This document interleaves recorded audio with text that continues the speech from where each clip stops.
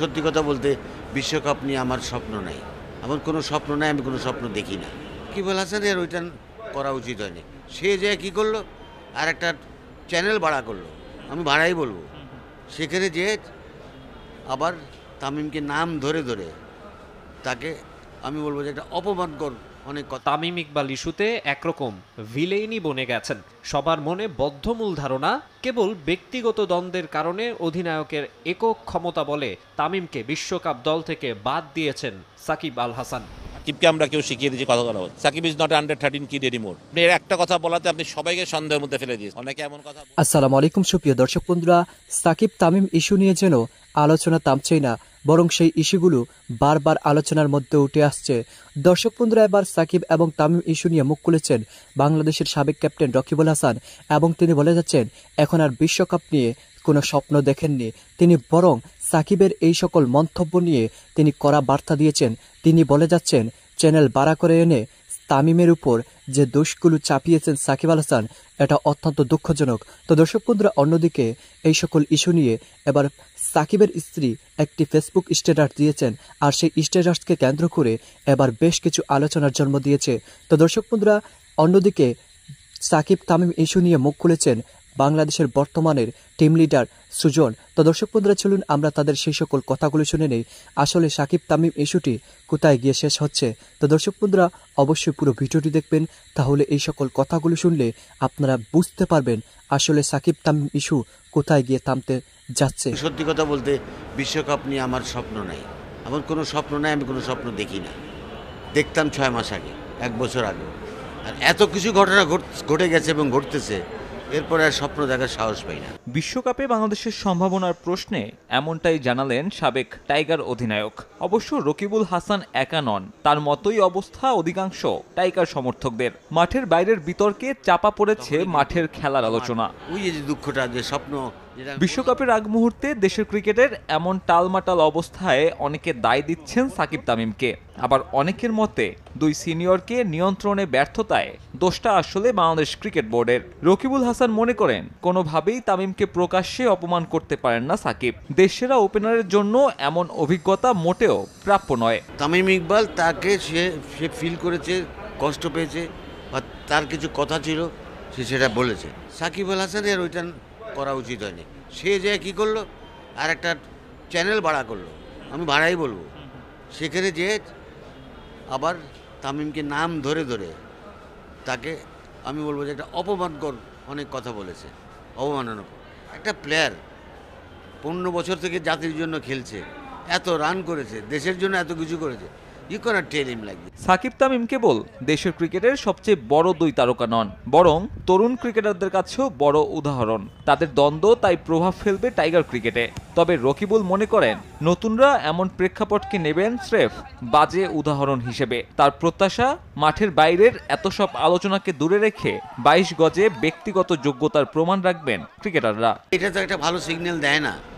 এই যে তাদের মধ্যে যে করে এগুলো এরা দেখছে না প্লেয়াররা, আর আমি বিশ্বাস করি এবং আমি করতে চাই যে এরা এটা মাথায় নেবে না, এরা এটা ভুল হিসাবেই ধরে নেবে। টিমের যে প্লেয়ারদের যে ইন্ডিভিজুয়াল ক্যাপাসিটি আছে তাদের, সেটা যদি বেরিয়ে আসে, আমরা কিন্তু আমার যে প্রত্যাশা ভালো ফলাফলে সেটা পাবো। ভারতের 7ম বিশ্বকাপ মিশন শুরুর অপেক্ষায় বাংলাদেশ।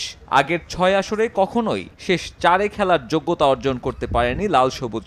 এবারে মাঠের বাইরের বিতর্ক দূরে রেখে কেমন করে টিম সাকিব আল হাসান, সেটাই দেখার বিষয়। তামিমকে কেউ শিখিয়ে দিয়েছে এই কথাগুলো বলার জন্য। সাকিবকে আমরা কেউ শিখিয়ে দিয়েছি কথা বলা। Shakib is not under 13 kid anymore. এর একটা কথা বলাতে আপনি সবাইকে সন্দেহের মধ্যে ফেলে দিয়েছেন। অনেকে এমন কথা বলছেন যাদের ক্রিকেট খেলার ব্যাকগ্রাউন্ডও নাই। সাকিব কি তবে বিশ্বকাপের দলে তামিমকে চায়নি? এই ইস্যুতে হেড কোচ হাথুরু সিং এর অবস্থানটা কি ছিল? আফগানিস্তানের বিপক্ষে না খেলতে কিংবা নিচের দিকে ব্যাটিং করার প্রস্তাবটা কে দিয়েছিল তামিমকে? এসব প্রশ্ন দেশের ক্রিকেটে ঘুরছে। উত্তর না দিয়ে মুখে তালা মেরেছেন বোর্ড সভাপতি নাজমুল হাসান পাপনও। মাঠের বাইরের এত আলোচনায় চরম বিরক্ত টিম লিডার খালিদ মাহমুদ সুজন। আফগানিস্তানের বিপক্ষে তামিম ইকবাল শেষের দিকে খেলানোর প্রস্তাবটা, এটা কিভাবে দেখেন? কে দিয়েছে এটাও আমি জানি না, কেন দিয়েছে সেটাও জানি না, দিয়েছে কিনা সেটাও আমি জানি না। মানে সত্যি কথা বলতে গেলে তামিম যদি এরকম কথা বলে থাকে, তাহলে তামিমই বলা উচিত যে কে বলেছে, কেন বলেছে, কী জন্য বলেছে। ডাইরেক্ট বলাটাই উচিত। আমার মনে হয় একজন বলেছেন, সে একজনটা কে সেটা ক্লিয়ার করাটা আমার মনে হয় একজন মানে if you have a strong mentality আপনাকে বলতেই হবে আপনি কে বলেছেন। আপনি এর একটা কথা বলাতে আপনি সবাইকে সন্দেহের মধ্যে ফেলে দিয়েছেন। এটাও ঠিক না। যে বলেছে তার কথা বলে দেন আপনি। আমার কথা হচ্ছে যেমন আমরা বলি যে উনি বলেছিলেন, আমার সাক্ষাৎ আরও বলে দেন না ভাই, আপনার কাছে যদি এভিডেন্স থাকে you tell what is been discussed. কিন্তু তামিম ইকবাল মানে তার স্টেটমেন্টে বলছে যে সে ইভেন নিউজিল্যান্ডের বিপক্ষে থার্ড ওডিআর জন্য সে ফিট ছিল, মানে মেডিকেল রিপোর্ট হোয়াট এভার। তো এটা আসলে আপনার কি বক্তব্য থাকতে পারে এখানে? আই ডোন্ট কেয়ার এনিমোর কী হয়েছে, সেটা শেষ, পাস্ট। পাস্ট নিয়ে আমি বলতে চাই এটা ফিজিও বুঝবে, সিলেক্টটা যখন হয়ে গেছে সেটা তো তখন আর কিছু না। আজকে 26 তারিখ তো আজকে না, নতুন মাস শুরু হয়ে গেছে। সুতরাং আমার মনে হয় যে কালকে আমরা কী প্ল্যান করবো, দ্যাটস আমাদের ওয়ার্ল্ড কাপ আমরা কী প্ল্যান করবো, ফার্স্ট ম্যাচ এগেন্স্ট ধর্মশালাতে আমাদের আফগানিস্তান তাদের কী প্ল্যান হবে, এটাই। পিছনটা নিয়ে পড়ে থাকলে তো হবে না, আমাদের এগোতে পারবো না আমরা কোনো সময়। এরকম আলোচনা বর্তমান এবং সাবেক ক্যাপ্টেনের এরকম বিশ্বকাপের আগে মানে টিমের জন্য ডিমোরালাইজ কিংবা বা এরকম একটা বাজে মেসেজ ক্যারি করে কিনা? না, আমি তো দেখি টিম ইজ ভেরি মানে দারুণ আছে ফিরে। এটা কারোর এফেক্টই করে নেই আমার মনে, এক ফোটা এফেক্ট করে নাই। আমি বলে টিম এভরিবডি সাপোর্টিং এভরিবডি, ছেলেরা বেশ দেয়ার ভেরি মানে আমার মনে হয় না একটা চেহারা দেখলে বোঝা যায়, প্র্যাকটিস দেখলে বোঝা যায়, কথাবার্তায় বোঝা যায় ওরা ভালো কিছু করার জন্য মানে মুখিয়ে আছে। সত্যি কথা, they are waiting for the world cup to start. সুতরাং আমি মনে করি না এটা খুব বড় এফেক্ট করেছে। বিশ্বকাপ দল নিয়ে উঠেছে প্রশ্ন, চলছে সমালোচনা। মনোসংযোগ ঠিক রাখতে সোশ্যাল প্ল্যাটফর্ম ব্যবহারে আরও সচেতন হওয়ার বার্তা ক্রিকেটারদের দিয়েছে টাইগার টিম ম্যানেজমেন্ট। যদি আমি দেখতাম যে আমরা অনেক পজিটিভ কথা বলছি সবাই, এর মধ্যেও আমরা সবাই অনেকে নেগেটিভ কথা বলছেন, আমার খুব খারাপ লাগে। অনেকে এমন কথা বলছেন যাদের ক্রিকেট খেলার ব্যাকগ্রাউন্ডও নাই বা ক্রিকেটটাকে এরাই বুঝেন না আসলে অনেক লোক, বা আমি এগুলো বলতে চাই না আসলে। বাট আমার মনে হয় যে না, আমরা ছেলেছি যে সোশ্যাল মিডিয়া থেকে ছেলেরা যাতে দূরে থাকে, কারণ এখানে আমরা we have come for a job, আমরা জব ডান করতে চাই। কে কী বললো না বললো ইটস ইম্পর্টেন্ট না। আমার মনে হয় প্রত্যেকটা ছেলে এখানে কোয়ালিটি, তারা তাদের নিজের যোগ্যতায় এসছে এবং তারা যদি ভালো খেলে তাদেরকে আমরা সেই সাপোর্টটা দিতে আমরা আসলে এখানে। তারা যাতে প্রত্যেকটা মানে কমফোর্টেবল থাকে, ট্রেনিংয়ের পার্টগুলো যাতে সব ভালো থাকে। কোচটা এত কোচ আমরা কেন নিই, এত কাজ হয় যাতে ভালো কাজ হয়। সাইফুল রূপক, 71, গুয়াহাটি, ইন্ডিয়া। সে বলেই 4 জন এসছে, আমরা কোনো একটা পারপাস নেই। সর্বকালের সেরা ক্রিকেটার, বিশ্ব সেরা অলরাউন্ডার, কিন্তু তিনিই এখন সমর্থকদের রোষানলে। এমনিতে বিভিন্ন সময় তার মাঠের বাইরের কর্মকাণ্ড নিয়ে ঘোর আপত্তি আছে অনেকের, আর তামিম ইকবাল ইস্যুতে একরকম ভিলেইনই বনে গেছেন। সবার মনে বদ্ধমূল ধারণা কেবল ব্যক্তিগত দ্বন্দ্বের কারণে অধিনায়কের একক ক্ষমতা বলে তামিমকে বিশ্বকাপ দল থেকে বাদ দিয়েছেন সাকিব আল হাসান। তামিমের ফিটনেস নিয়ে গণমাধ্যমে সাকিবের বক্তব্যকে অনেকে দেখছেন হঠকারিতা হিসেবে। ফিটনেস ঘাটতি থাকলেও দেশসেরা ওপেনারকে ওয়ার্ল্ড কাপ স্কোয়াডে রাখা উচিত ছিল বলে মত তাদের। তামিমকে ছাড়া বিশ্ব আসরে কোনোভাবে ভালো করা সম্ভব নয় বলেও মনে করেন তারা। তামিম ইস্যুতে দেশের ক্রিকেট আঙ্গনে সাকিব বিরোধী মনোভাব এখন তুঙ্গে। টাইগার ক্যাপ্টেনকে নিয়ে প্রচার হচ্ছে নানা রকম নেতিবাচক সংবাদ। ম্যাচের পর ম্যাচ পারফর্ম করা অলরাউন্ডারকে নিয়ে বিদ্রুপাত্মক মন্তব্যে সয়লাব সামাজিক যোগাযোগ মাধ্যম। এমনকি তাকে মীর জাফর বলতেও পিছপা হননি কেউ কেউ।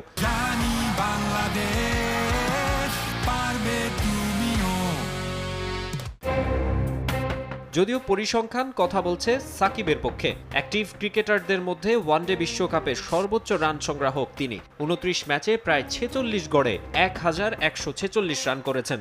আছে 10 50 ও 2 সেঞ্চুরি। 2019 আসরটা তো কাটিয়েছেন স্বপ্নের মতো। ওই আসরে 606 রান নিয়ে ছিলেন তৃতীয় সর্বোচ্চ স্কোরার, পাশাপাশি শিকার করেছিলেন 11 উইকেটও। কারেন্ট প্লেয়ারদের মধ্যে 34 উইকেট নিয়ে আছেন বিশ্বকাপের সর্বোচ্চ উইকেট শিকারীর তালিকাতেও। কিন্তু এসব যেন বেমালুম ভুলে গেছেন সবাই। ক্যারিয়ারের বেশিরভাগ সময় বিশ্বসেরার তকমা নিয়ে চলা অলরাউন্ডারকে কেউ কেউ ডাকছেন কথিত বিশ্বসেরা, যা মোটেও ভালোভাবে নেননি সাকিব পত্নী উম্মে আহমেদ শিশির। সাকিবের বিশ্বকাপ কীর্তি নিয়ে আইসিসির অফিসিয়াল ফেসবুক পেজে দেয়া ছবিটি নিজের ফেসবুক প্রোফাইলে পোস্ট করে ক্যাপশনে শিশির লিখেছেন, মীর জাফর কিভাবে এখানে এলো, হয়তো এটা ফেক। সাকিবের স্ত্রীর কথায় স্পষ্ট শ্লেষ। স্বামীর কীর্তি মনে করিয়ে সমালোচকদের এক হাত নিয়েছেন তিনি। যদিও এ নিয়েও নতুন করে শুরু হয়েছে লেখালেখি। সাকিব তামিম ফ্যান গ্রুপের ব্যাটল যেন থামার। তো দর্শক বন্ধুরা, আপনারা হয়তো পুরো ভিডিওটি দেখে এবং এই সকল কথাগুলো শুনে অবশ্যই বুঝতে পেরেছেন সাকিব আল হাসান এবং তামিমের ইস্যুটি বাংলাদেশের ক্রিকেটে এক কালো অধ্যায় এনে এসেছে। কারণ এই কালো অধ্যায়টি শুধুমাত্র তামিমের জন্য নয়, বরং বাংলাদেশ ক্রিকেট প্রেমীদের জন্য একটি দুঃসংবাদের দিনগুলো চলে যাচ্ছে। তো দর্শক বন্ধুরা, এবং সেই সাথে আপনারা বাংলাদেশের সাবেক ক্যাপ্টেন রাকিবুল হাসানের এই সকল কথাগুলো শুনে আপনাদের কাছে কি মনে হচ্ছে? সত্যি কি সাকিব আল হাসান চ্যানেল বাড়া করে এনে তামিমকে এরকম দোষারোপ করে যাচ্ছেন প্রকাশ্যে, এটা কতটুকু যৌক্তিক আপনারা কমেন্ট করে জানিয়ে দিবেন। তো দর্শক বন্ধুরা, আপনারা এই সকল কথাগুলো শুনে এবং এই সকল আলোচনাগুলো শুনে আপনাদের কাছে কি মনে হচ্ছে অবশ্যই কমেন্ট করে জানিয়ে দিবেন। তো দর্শক বন্ধুরা, ভালো থাকুন, সুস্থ থাকুন। আল্লাহ হাফিজ। আসসালামু আলাইকুম রহমতুল্লাহ বারকাতুহু।